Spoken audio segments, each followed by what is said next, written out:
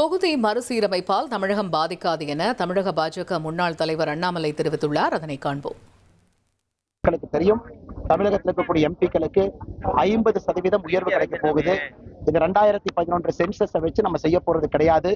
பொய்யை சொல்லிக்கொண்டு முதலமைச்சர் சுற்றி கொண்டிருக்கின்றார்கள். நேரடியாக ஒரு மாநிலத்திற்கும் 50% உயர்த்த போறோம். தமிழ்நாட்டினுடைய எம்பிக்கள் 39 59 ஆக போறாங்க.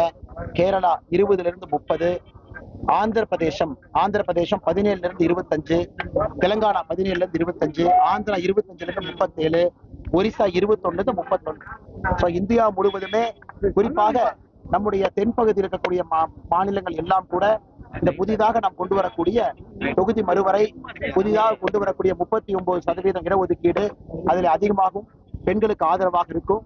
ஆனா பெண்களுக்கு இடஒதுக்கீடு கொடுக்கக்கூடாது என்கின்ற ஒற்றை கொள்கையை வைத்துக் கொண்டு முதலமைச்சர் ஐயா ஸ்டாலின் அவர்கள் பொய் சொல்லிக் கொண்டிருக்கின்றார்கள். தமிழக மக்கள் யாரும் அவரை நம்ப தயாராக இல்லை என்பதற்கு சாட்சி எந்த வீட்டுல எங்கேயும் நான் கருப்பு கொடிய மக்களுக்கு. இனி செல்லும் இடமெல்லாம் செய்தி.